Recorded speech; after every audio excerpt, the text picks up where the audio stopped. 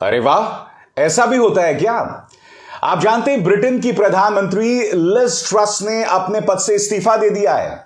वो इसलिए कि जो वादे उन्होंने किए थे जनता को, उस पर वो खरी नहीं उतरी।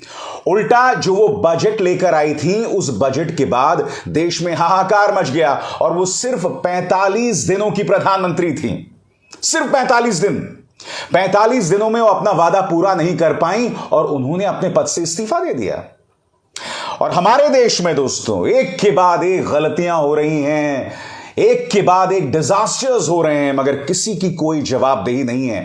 प्रधानमंत्री नरेंद्र मोदी के इस्तीफे की तो बहुत दूर की बात है। पिछले कुछ सालों में शायद सिर्फ एक स्वास्थ्य मंत्री हर्षवर्धन को छोड़कर किसी को अपने पद से नहीं हटाया गया होगा। हटाया भी गया है तो महज सामान्य परिवर्तन के अंतर्गत, मगर जवाबदेही के तहत किसी को अपने पद से नहीं हटाया गया है। दोस्तों आज के इस कार्यक्रम में मैं आपके सामने दो मुद्दे रख रहा हूं। मुद्दा नंबर 1 कि ब्रिटेन की प्रधानमंत्री ने पद से इस्तीफा क्यों दिया और किस तरह से भारत में बिल्कुल भी जवाबदेही नहीं है, और जनता का ध्यान भटकाने के लिए क्या क्या हरकतें की जाती हैं, किस तरह से मीडिया ही भारतीय जनता पार्टी का प्रवक्ता बन जाता है। मगर सबसे पहले मैं बात करना चाहूंगा ब्रिटेन की प्रधानमंत्री लिज ट्रस की। जैसा कि आप जानते हैं कि उनसे पहले बोरिस जॉनसन जो हैं वो ब्रिटेन के प्रधानमंत्री थे और उन्हें अपने पद से इस्तीफा देना पड़ा था क्योंकि वो अपने एक ऐसे मंत्री का बचाव कर रहे थे जिस पर यौन उत्पीड़न, सेक्सुअल हैरेसमेंट का आरोप था। उसका नाम था क्रिस पिंचर और आपको याद होगा कि मैंने इस पर बाकायदा एक शो किया था। उस पूरे घटनाक्रम के बाद और खास तौर पर जिस तरह से बोरिस जॉनसन ने कोविड के दौरान ब्रिटेन की हालात बद से बदतर कर दिए थे, इन दोनों मुद्दों पर जवाबदेही के चलते बोरिस जॉनसन को अपने पद से इस्तीफा देना पड़ा। और उसके बाद दो लोग ब्रिटेन का प्रधानमंत्री बनने की दौड़ में थे, भारतीय मूल के ऋषि सुनक और लिज ट्रस। लिज ट्रस जो है वो पार्टी के अंदर वोटिंग होती है, यानी कि कंजर्वेटिव पार्टी, जिस पार्टी से लिज ट्रस आती हैं उनके अंदर एक वोटिंग होती है और लिज ट्रस जो है विजयी साबित होती हैं। जनता ने उनको नहीं चुना था, उन्हें चुना था उन्हीं की पार्टी के सदस्यों ने। मगर 45 दिनों में वो कमाल नहीं कर पाई। वो एक ऐसा बजट लेकर आई जिसके चलते शेयर बाजार गिर गया। ब्रिटेन की जो अपनी मुद्रा है पाउंड, वो बद से बदतर हो गया। लोग गरीब होते गए उनके बजट के चलते, उनके आम बजट के चलते, और जिसके चलते उन्हें कल इस्तीफा देना पड़ा। मगर भारत में क्या किसी मुद्दे पर जवाबदेही है? उल्टा ऐसा लगता है कि हमारे प्रधानमंत्री ना होके प्रधान चुनाव मंत्री हो गए। यानी कि चुनावों के दौरान प्रधानमंत्री नरेंद्र मोदी के चेहरे पर जो तेज दिखता है ना, जो चमक दिखती है, वो अन्य किसी मौके पर नहीं दिखाई देती। आजकल गुजरात में वो जमकर चुनावी प्रचार कर रहे हैं। चुनाव आयोग इस बेशर्मी से बीजेपी के सामने नतमस्तक है। हिमाचल प्रदेश के चुनावों की घोषणा हो चुकी है, वहां पर आचार संहिता भी लग गया है, मगर प्रधानमंत्री नरेंद्र मोदी एक के बाद एक उद्घाटन कर रहे हैं। और कल उन्होंने मिशन स्कूल ऑफ एक्सीलेंस का भी उद्घाटन किया था, उसको लेकर भी मैं चर्चा करूंगा। मगर सबसे पहले मैं आपको बतलाना चाहता हूं दोस्तों कि मोदी सरकार की जवाबदेही किन मुद्दों पर तय करनी चाहिए थी, मगर इस मुद्दे पर किसी ने इस्तीफा नहीं दिया। एक एक करके आपके स्क्रीन पर आएंगी। सबसे पहले दोस्तों मैं आपको याद दिलाना चाहूंगा, दिल्ली के चुनावों के बाद दिल्ली में दंगे हुए, 70 से ऊपर लोग मारे गए। इन पूरे दंगों के दौरान हमने कहीं पर भी गृह मंत्री अमित शाह को नहीं देखा। मगर उन दंगों से पहले याद कीजिए क्या क्या हुआ था। आपकी स्क्रीन पर इन दो चेहरों पर गौर कीजिए। दोनों सांसद, एक मंत्री, अनुराग ठाकुर, जिन्होंने खुलेआम चुनावी प्रचार के दौरान भड़काऊ नारेबाजी की थी, देश के गद्दारों को गोली मारो वाले नारे। प्रवेश साहिब सिंह, जिन्होंने कहा था कि शाहीन बाग की जनता आपके घर में घुसकर आपके परिवार की लड़कियों के साथ दुष्कर्म करेंगे। और आपको याद होगा इनके भड़काऊ बयान के बाद 2 युवक पहुंच गए थे शाहीन बाग और जामिया और उन्होंने गोलीबारी शुरू कर दी थी। खुद हमारे गृह मंत्री अमित शाह ने कहा था कि बाबरपुर में बटन दबाओ, करंट लगेगा शाहीन बाग में। यानी कि शाहीन बाग में लोग रहते हैं मगर करंट लगाने की बात हमारे गृह मंत्री कर रहे थे।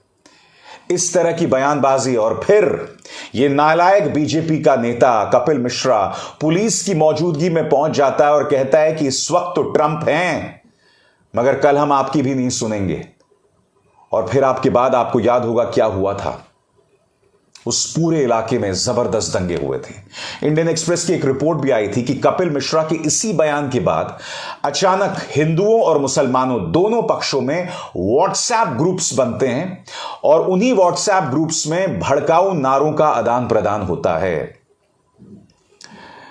ना अनुराग ठाकुर से कोई पूछताछ हुई, ना प्रवेश साहिब सिंह से कोई पूछताछ हुई, ना कपिल मिश्रा का नाम किसी चार्जशीट में था।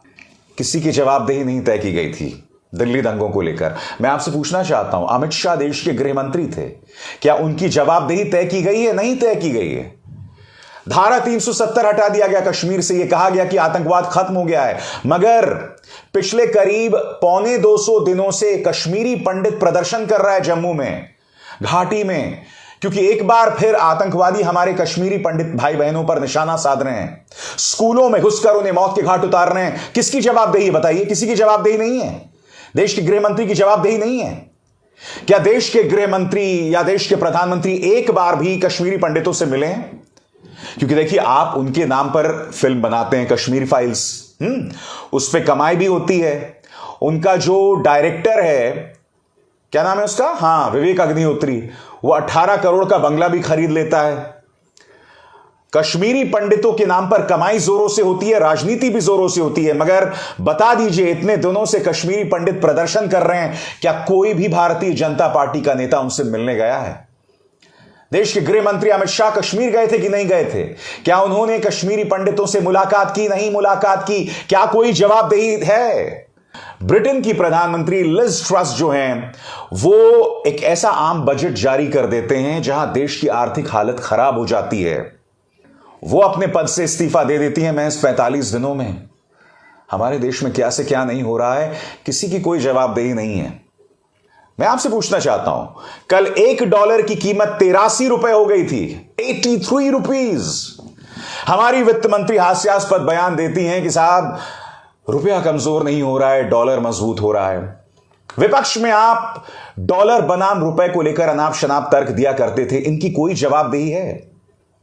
पिछले 50 सालों में बेरोजगारी को लेकर बद से बदतर हालात है इस सरकार के अंदर, किसी की भी कोई जवाबदेही है? महिलाओं पर लगातार अत्याचार होते हैं, तमाम घटनाएं सामने उभर कर आती हैं, क्या महिला और बाल विकास कल्याण मंत्री स्मृति ईरानी की कोई जवाबदेही है?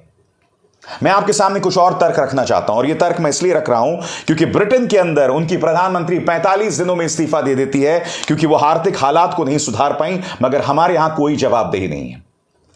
कोरोना की दूसरी लहर को याद कीजिए दोस्तों, ऑक्सीजन की कमी के चलते लाखों लोगों की मौतें हो गई। आंकड़ों को छुपाया गया। मध्य प्रदेश ने असली आंकड़ों को छुपाया, उत्तर प्रदेश ने असली आंकड़ों को छुपाया, गुजरात ने असली आंकड़ों को छुपाया। यह सरकार सिर्फ आंकड़े छुपा रही थी। और आप जानते हैं, कोरोना की पहली लहर के दौरान ही कोरोना को आपदा घोषित कर दिया गया था, मगर ऑक्सीजन प्लांट्स का टेंडर 1 साल बाद, करीब 1 साल बाद या 8-9 महीने बाद जारी किया गया। कायदे से जब आपने कोरोना को आपदा घोषित कर दिया था 2020 में, तो 2020 में ही ऑक्सीजन के प्लांट्स तैयार हो जाने चाहिए थे ताकि ऑक्सीजन की कमी की वजह से किसी की मौत ना होती। मगर फिर आपने दूसरी लहर में देखा कितनी बड़ी तादाद में लोगों की मौतें हुई ऑक्सीजन की कमी की वजह से। मैं आपसे पूछना चाहता हूं, क्या ऑक्सीजन की कमी की वजह से जो मौतें हुई उसको लेकर कोई जवाबदेही तय हुई? कोई जवाबदेही नहीं तय हुई। उल्टा ये सरकार छाती ठोक कर यह कहती है कि हमने कोरोना के दौरान बहुत बेहतरीन काम किया है। हमारे किसान आंदोलन कर रहे थे टीकरी और सिंघू बॉर्डर पर, 700 किसानों की मौत हुई उस आंदोलन के दौरान। 700 किसान का मतलब समझते हैं?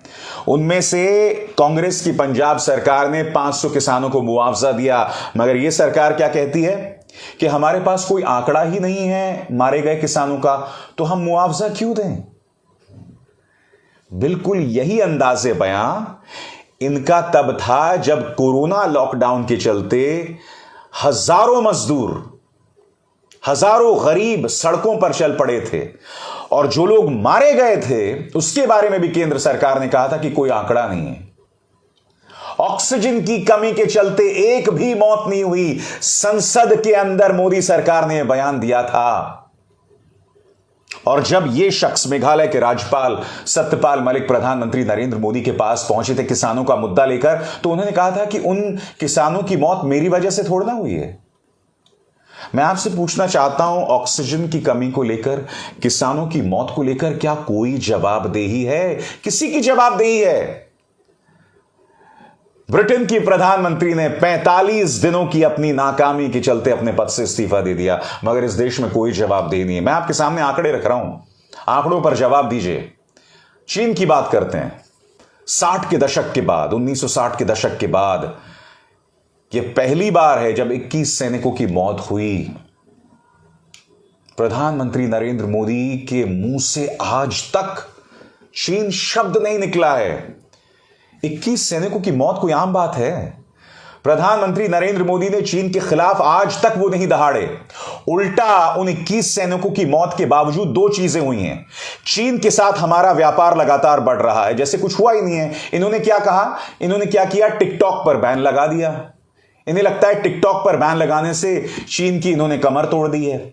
चीन के साथ व्यापार बढ़ रहा है, और अगर व्यापार बढ़ने में अगर भारत का फायदा होता तो बात समझ आती। आप जानते ये जो व्यापार है चीन के साथ, उसमें ज्यादातर फायदा चीन को है। ये पूरा जो व्यापार है भारत और चीन के बीच में, वो चीन के पक्ष में झुका हुआ है, भारत के पक्ष में नहीं।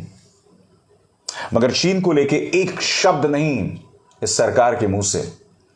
21 सैनिकों की शहादत पर एक शब्द नहीं इस सरकार के मुंह से। मैं आपसे पूछना चाहता हूं, जवाबदेही क्यों नहीं? भारत सरकार में जवाबदेही क्यों नहीं?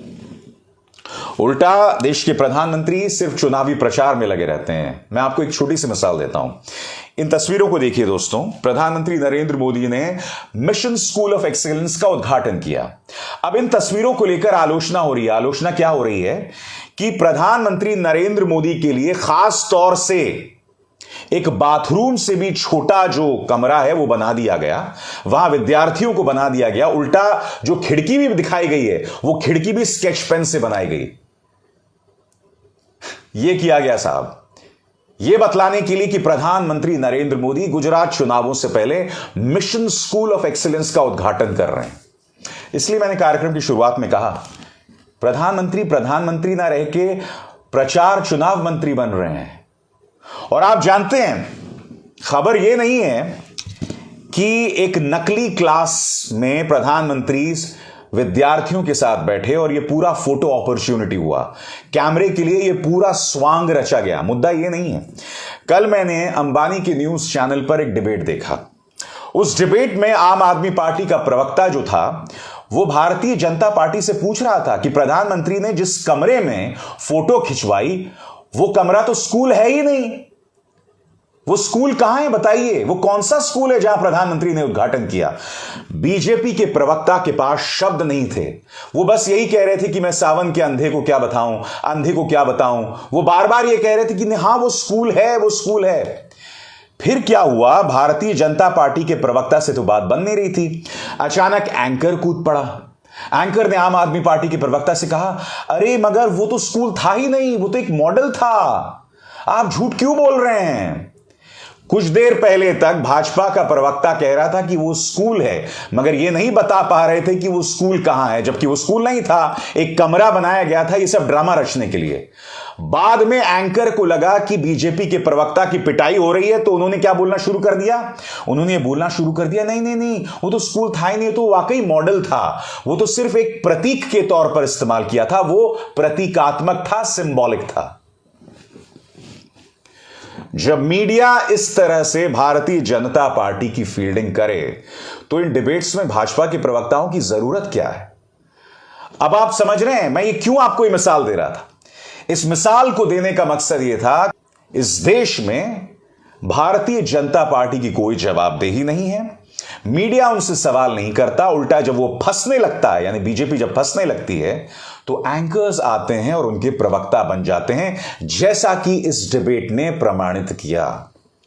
खैर, मीडिया पर तो मैं कई बार आपसे बात कर चुका हूं, इनकी हरकतों पर, इनके दंगाई स्वभाव पर। चलिए, आप अगर भारतीय जनता पार्टी के प्रवक्ता बनकर रहना चाहते हैं, बनते रहिए, मगर कम से कम दंगाई मत बनिए, क्योंकि जो एंकर उसमें दिखाई दे रहा था उस पर दंगा भड़काने को लेकर भी केसेस दर्ज हैं। सच बताओ ना, मीडिया से न सरकार की जवाबदेही से इन दोनों मोर्चों पर मुझे कोई उम्मीद नहीं है। मैंने आपको बतलाया कि जहां दूसरे देशों में जवाबदेही तय की जाती है, क्यों? क्योंकि वहां पर लोकतांत्रिक मूल्य मजबूत हैं, वहां लोकतंत्र से जुड़ी संस्थाएं मजबूत हैं। हमारे देश में उन संस्थाओं को धराशायी किया जा चुका है, मीडिया दंगाई बन गया है, नतमस्तक है, तो जाहिर सी बात है सरकार की जवाबदेही कैसे तय की जाएगी। अब इसार शर्मा को दीजिए इजाजत। नमस्कार।